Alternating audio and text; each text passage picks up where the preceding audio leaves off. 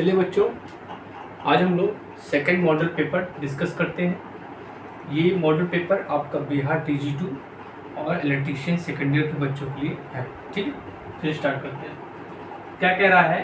Yoke is made of, कह रहा है कि जो आपका DC मशीन में बच्चों जो योक होता है, जिसको हम लोग क्या बोलते हैं, ढांचा बोलते हैं या फ्रेम बोलते हैं, वो किसका बना होता है? सिलिकॉन स्टील का बना होगा, कास्ट आयरन का बना होगा और आपका एल्युमिनियम का बना होगा। तो इसमें आंसर क्या हो जाएगा आपका? कास्ट आयरन का। योग जो होता है आपका कास्ट आयरन का बना होता है। और बड़ी मशीनों के लिए, ये छोटी मशीन के लिए, बड़ी मशीन के लिए कास्ट स्टील। ठीक है, देखिए इंग्लिश में लिखा है, आप लोग इससे परेशान ना होइएगा। इसको मैं हिंदी में ट्रांसलेट करूंगा, क्योंकि बहुत से हमारे बच्चे हैं जिन्होंने कमेंट किया है कि सर इंग्लिश में भी बताया करिए। ठीक है, तो इंग्लिश में भी हम बता रहे हैं। ठीक है, देखिए अगला क्वेश्चन देखते हैं। योक ले जाता है डैश डैश होल फ्लक्स, मतलब कह रहा है कि जो DC मशीन में योक होता है उसके द्वारा कितना फ्लक्स जाया जाता है। ठीक है, दोगुना जाता है, आधा जाता है, चौथा जाता है, तिहाई जाता है। ठीक है, तो योक जो होता है वो क्या करता है? फ्लक्स को लो रिलेक्टेंस का पाथ देता है। ठीक है, और क्या करता है? यांत्रिक घातों से मशीन को बचाता है। ये क्या करता है? आधा फ्लक्स ले जाता है। ठीक है, तो इसमें आंसर क्या हो जाएगा? आधा फ्लक्स। ठीक, चलिए अगला क्वेश्चन देखते हैं। DC मशीन में सबसे ज्यादा एडी करंट लॉसेस होते हैं। कह रहा है कि जो एडी करंट लॉसेस होते हैं वो DC मशीन में सबसे ज्यादा कहाँ होते हैं? देखिए एडी करंट लॉसेस का फॉर्मूला भी आप लोग देख लीजिए। ये होता है आपका WE equal to KE B max square F square T square V। ठीक है, ये आपकी लोहानिया है और इसको दूर करने के लिए हम लोग क्या करते हैं? लेमिनेशन करते हैं। लेमिनेशन किससे करते हैं? वार्निश से करते हैं। ठीक है, 1 mm की मोटी परत जमाई जाती, मतलब लगाई जाती है। ठीक है, तो क्या कह रहा है? योक, आर्मेचर, फील्ड पोल और कम्यूटेटर। तो बच्चों सबसे ज्यादा एडी करंट लॉसेस आपका कहाँ होता है? आर्मेचर में होता है। ठीक है, आर्मेचर किसका होता है? सिलिकॉन स्टील का बनाया जाता है। ठीक है, सिलिकॉन स्टील का क्यों बनाते हैं? हिस्टोलिसिस लॉसेस को कम करने के लिए। चलिए अगला क्वेश्चन देखते हैं। 8 पोल की डुप्लेक्स लैब बाइंडिंग में पैरेलल पथ होंगे। 8 होंगे, 16 होंगे, 4 होंगे, 32 होंगे।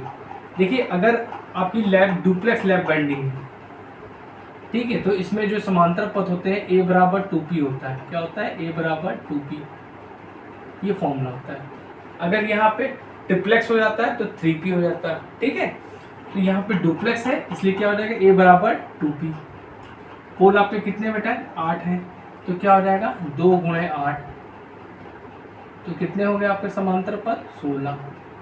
तो बच्चों इसमें आंसर क्या हो जाएगा आपका? 16। ठीक है, चलिए अगला क्वेश्चन देखते हैं। High voltage DC machine use dash dash binding. क्या कह रहा है कि जो DC मशीन होती है, जो हाई वोल्टेज की DC मशीन होती है, उसमें कौन सी बाइंडिंग होती है? ये क्वेश्चन कह रहा है। ठीक है, हाई वोल्टेज की DC मशीन जो होती है उसमें कौन सी बाइंडिंग हम लोग प्रयोग करते हैं? ठीक है, lap binding, wave binding, series binding और पैरेलल बाइंडिंग। तो हाई वोल्टेज के लिए हम लोग क्या करते हैं? वेव यूज करते हैं। हाई वोल्टेज के लिए हम लोग वेव यूज करेंगे और हाई करंट के लिए हम लोग लैप बाइंडिंग यूज करेंगे। ठीक, ये हाई वोल्टेज के लिए है और ये हाई करंट के लिए है। ठीक है, चलिए अगला क्वेश्चन देखते हैं। Dash dash motor has best speed regulation.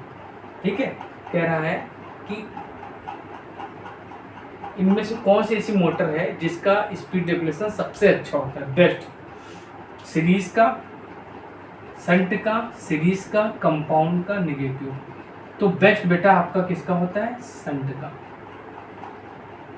Best आपका किसका होता है? शंट का।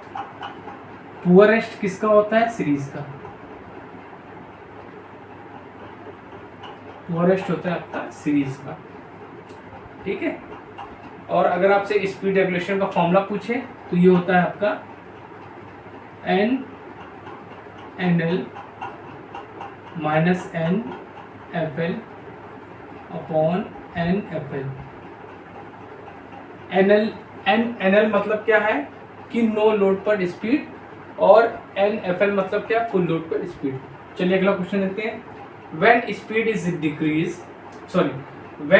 इज इंक्रीज मतलब जब गति बढ़ती है तो आर्मेचर करंट विल बी, तो आर्मेचर करंट होगी। देखिए हम लोग जानते हैं कि N is directly inversely proportional to phi होता है, ठीक है। N is inversely proportional to phi होता है, और जो फाइव होता है वो directly proportional to armature current होता है। क्या होता है, armature current.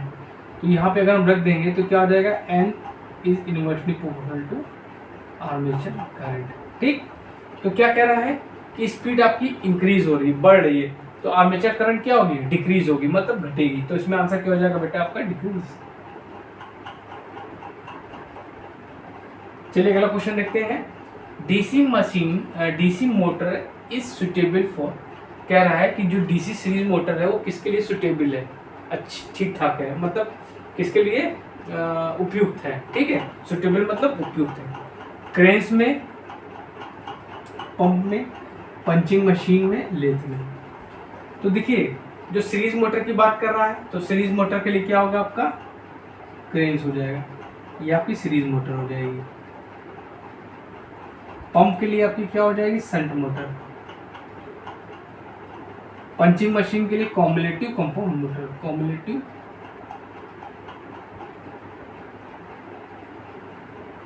Compound motor. Lathe के लिए क्या होती है बेटा आपकी, शंट होती है। चलिए अगला क्वेश्चन देखते हैं। Iron losses depend on flux, speed, flux और स्पीड नन।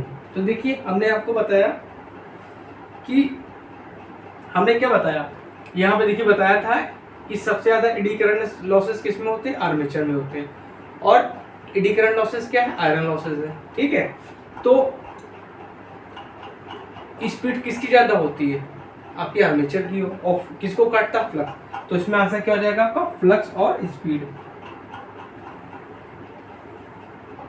चलिए अगला क्वेश्चन देखते हैं। इन डीसी मोटर में कम्यूटेटर कन्वर्ट्स, कम्यूटेटर क्या कन्वर्ट करता है, ठीक है। डीसी मोटर में कम्यूटेटर क्या कन्वर्ट करता है, एसी को डीसी में करेगा, डीसी को एसी में करेगा, डीसी को डीसी में करेगा, एसी को एसी में करेगा। तो देखिए एसी को डीसी में आपका किस में करता है, जनरेटर में। किसमें करेगा, जनरेटर में। डीसी को एसी किसमें करेगा, मोटर में। तो ये आपका आंसर होगा। डीसी को डीसी कन्वर्ट करता है आपका चॉपर, और एसी को एसी करता है cyclo converter, cyclo converter. Commutator किसका बना होता है, हार्ड रॉक कॉपर का।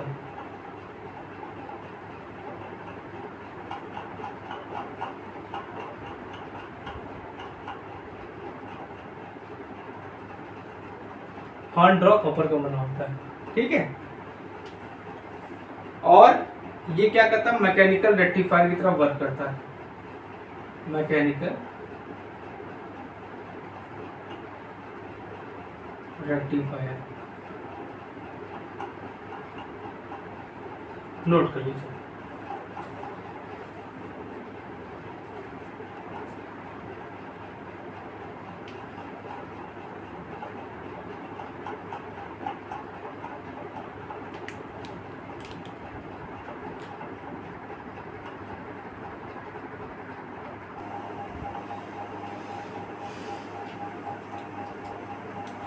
चलिए अगला क्वेश्चन देखते हैं। क्या कह रहा है, 3 phase induction motor produce dash dash magnetic field, static, rotating, alternating. देखिए जो इसका एक्सप्रेशन थोड़ा मैं नीचे कर रहा हूँ। देखिए जो आपका स्टेटर में जो मैग्नेटिक फील्ड जनरेट होता है वो क्या होता है, रोटेटिंग होता है, ठीक है। क्या होता है, रोटेटिंग होता है। वो क्या होता है, 3 फेज का होता है। क्या होता है, 3 phase rotating magnetic field generate होता है। जब स्टेटर पे हम लोग 3 फेज सप्लाई देती हैं तो स्टेटर में जो क्या होता है, इंडक्शन मोटर के 3 phase rotating magnetic field generate होता है। ठीक है, जिसकी स्पीड क्या होती है, सिंक्रोनस स्पीड क्या होती है, सिंक्रोनस स्पीड होती है, और उसकी वैल्यू क्या होती है, ns equal to 120 f/t।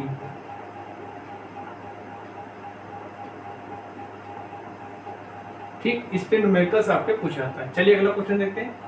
3 phase induction motor में एयर गैप होता है, 4 mm होता है, 4 cm होता है, 10 mm होता है और नन होता है। तो बच्चों इसमें जो एयर गैप होता है वो क्या होता है, 4 mm होता है। ठीक, चलिए अगला क्वेश्चन देखते हैं। 3 phase induction motor is also called, मतलब 3 फेज इंडक्शन मोटर को हम लोग कहते हैं, किस नाम से भी जानते हैं, सिंक्रोनस मोटर नाम से, स्लिप रिंग मोटर नाम से, सीरीज मोटर नाम से, नन। तो बच्चों इसको हम लोग स्लिप रिंग नाम से भी जानते हैं, स्लिप रिंग इंडक्शन मोटर। ठीक है, चलिए अगला क्वेश्चन देखते हैं। 3 फेज इंडक्शन मोटर में फुल लोड पर स्लिप का मान होता है, ठीक है, 20% होता है, 5% होता है, 10% होता है, 50% होता है। तो बच्चों जो स्लिप की वैल्यू होती है, हम बता यहाँ लिख दे रहे हैं, ये क्या होती है, 2% से लेकर 5% होती है।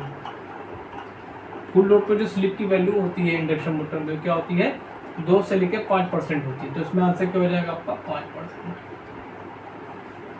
चलिए अगला क्वेश्चन देखते हैं।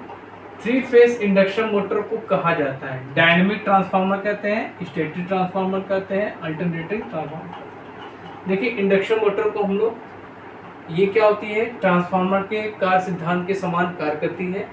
ये क्या करती है, म्यूचुअल इंडक्शन पे कार्य करती है। इसको हम लोग क्या बोलते हैं, डायनेमिक ट्रांसफार्मर कहते हैं। क्या कहते हैं, डायनेमिक ट्रांसफार्मर। ठीक, चलिए अगला क्वेश्चन देखते हैं। स्लिप, सिंक्रोनस स्पीड और रोटर स्पीड में रिलेशन होता है।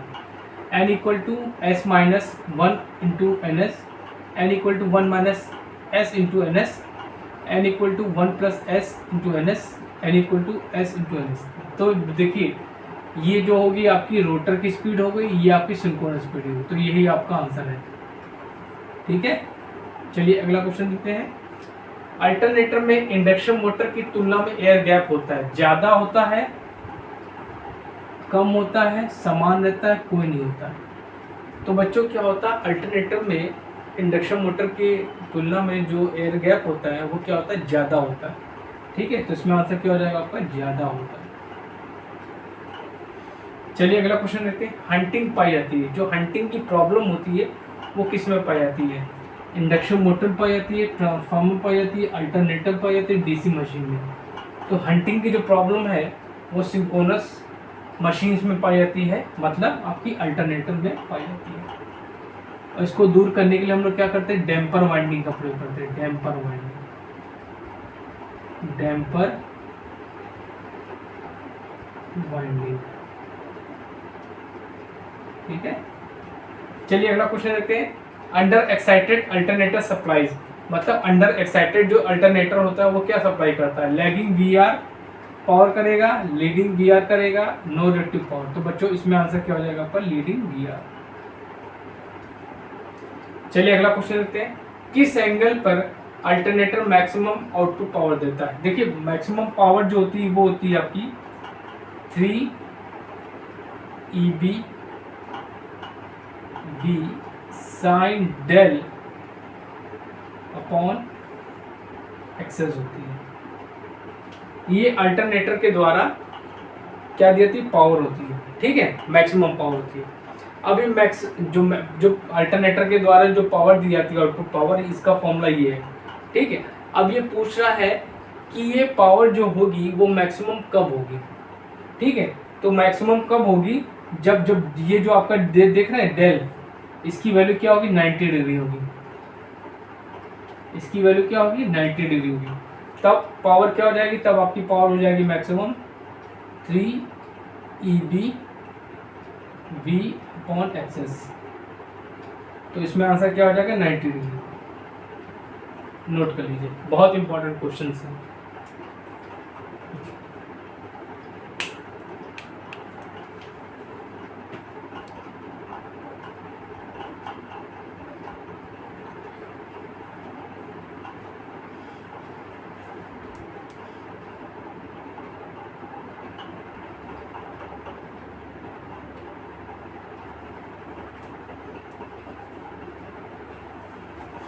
देखिए बहुत ही प्यारा क्वेश्चन है ये।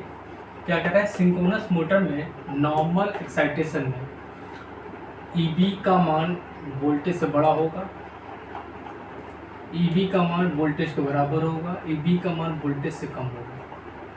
तो देखिए बच्चों, नॉर्मल कंडीशन तो ये हो गई आपकी, this is normal condition.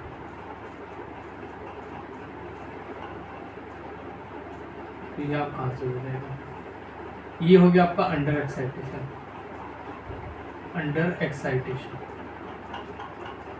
Under excitation में क्या होगा, ईबी की वैल्यू क्या होती है,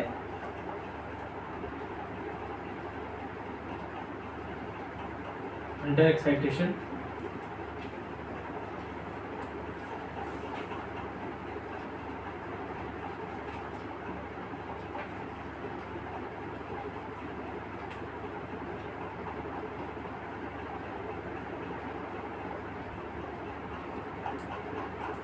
ये आपका क्या है बेटा, ईबी की वैल्यू ज़्यादा है तो ये आपका ओवर एक्साइटेशन है। क्या है ये आपका ओवर एक्साइटेशन।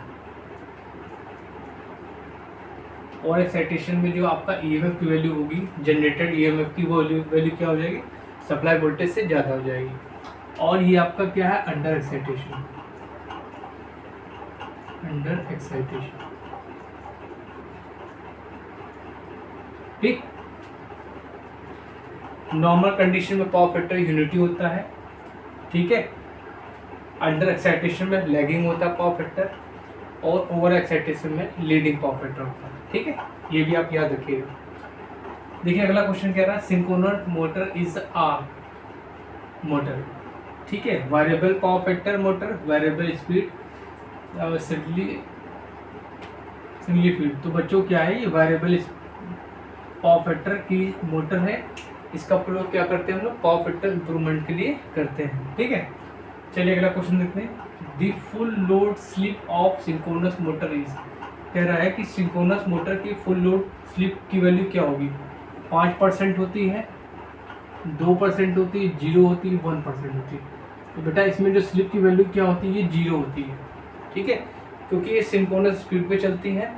तो NS माइनस NS हो जाएगा, तो स्लिप की वैल्यू क्या हो जाएगी, 0 हो जाएगी, ठीक है।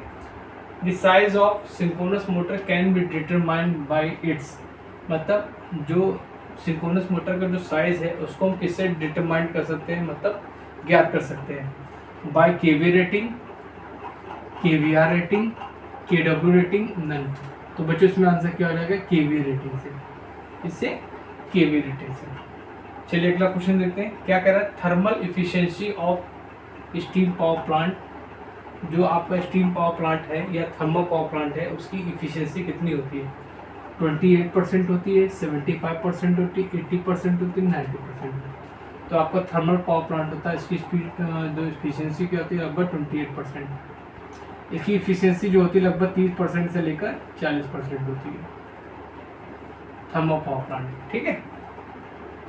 अगला question, the overall efficiency of steam power plant is, क्या होगा, over efficiency equal to thermal efficiency into, ये डैश दे दिया, अभी पूछ रहा है कि इसमें ये जो डैश दे दिया है क्या भरा जाएगा, मैकेनिकल इफिशियंसी होगी, इलेक्ट्रिकल इफिशियंसी होगी, पावर प्राइम मोर इफिशियंसी होगी। तो बच्चों इसमें क्या होगा, इलेक्ट्रिकल इफिशियंसी होगा।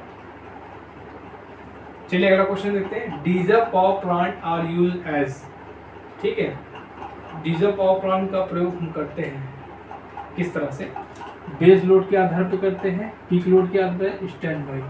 तो इसका प्रयोग हम लोग स्टैंड बाई पे करते हैं, स्टैंड बाई की तरह हम लोग करते हैं। अगला क्वेश्चन देखते हैं। The correct relation in the following is, मतलब ये आपको रिलेशन दे दिए हैं, इसमें से बताना कि आपका कौन सा करेक्ट रिलेशन है। KVR equal to KW sin phi, KVR equal to KW tan phi, KVR equal to KW cos phi, none. तो बच्चों KVR इक्वल टू क्या होता है, KW tan फाई होता है, ठीक। चलिए अगला क्वेश्चन देखते हैं।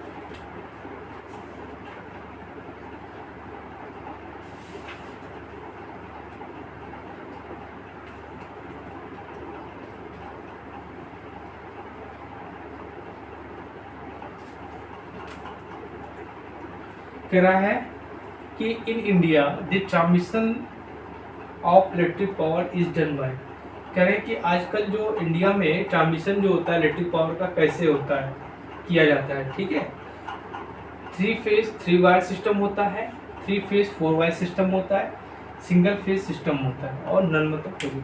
तो इंडिया में आजकल हम लोग क्या करते हैं, 3 फेज 3 वायर सिस्टम का प्रयोग करते हैं। नोट कर लीजिए।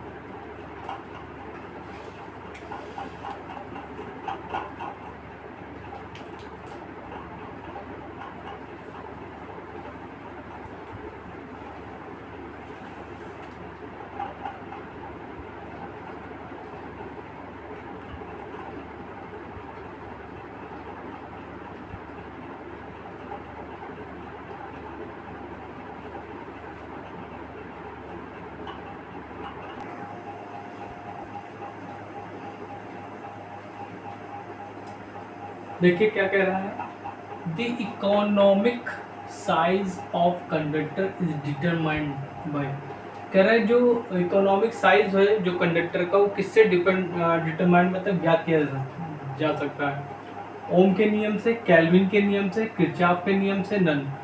तो बच्चों एक साइंटिस्ट थे केल्विन, उन्होंने इस नियम को दिया था, उनके नियम से हम लोग साइज ऑफ कंडक्टर निकाल सकते हैं। तो इसमें आंसर क्या हो जाएगा आपका, साइज ऑफ द, इसमें आंसर हो जाएगा आपका केल्विन लॉ। चलिए अगला क्वेश्चन देखते हैं। In India the secondary distribution carries out, मतलब जो इंडिया में सेकेंडरी डिस्ट्रीब्यूशन वोल्टेज की रेंज क्या है, 400 से 230, 600 से 300, 700 से 350। देखिए जो प्राइमरी डिस्ट्रीब्यूशन है,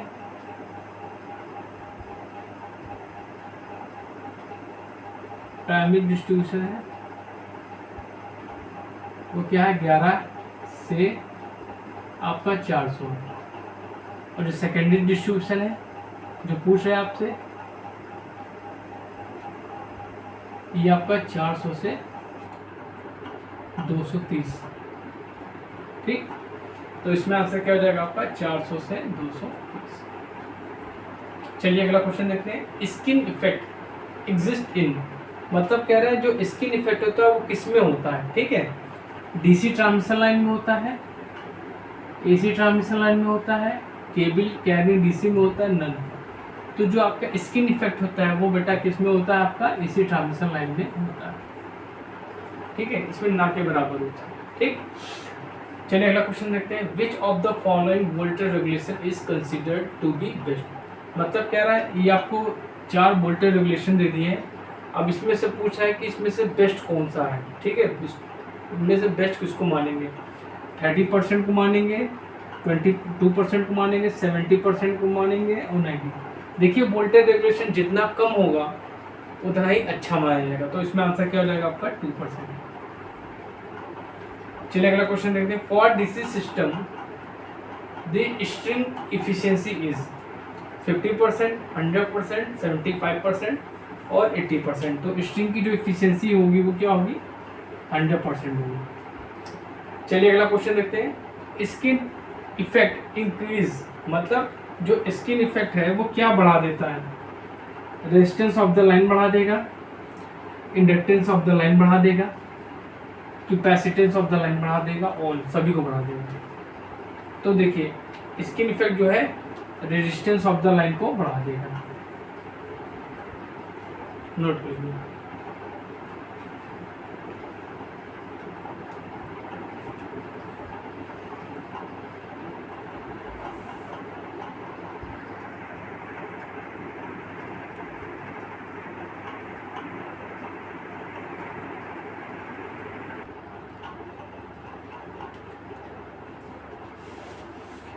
चलिए कुछ क्वेश्चन और देखते हैं। सर्किट ब्रेकर डेड डैश के अंतर्गत खुल जाते हैं, नो लोड कंडीशन खुल जाते हैं, लोड कंडीशन में खुल जाते हैं, फॉल्ट कंडीशन में खुल जाते हैं, ऑन। तो बच्चों ये जो सर्किट ब्रेकर होते हैं ये सभी कंडीशन में खुल जाते हैं, तो इसमें आंसर क्या हो जाएगा, ऑन।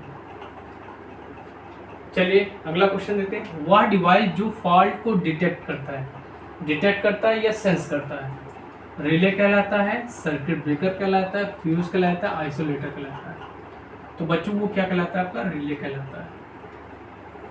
ठीक, चलिए अगला क्वेश्चन देखते हैं। फ्यूज एलिमेंट बना होता है, स्टील का बना होगा, सिल्वर का बना होगा, ब्रास का बना होगा, आयरन का बना होगा।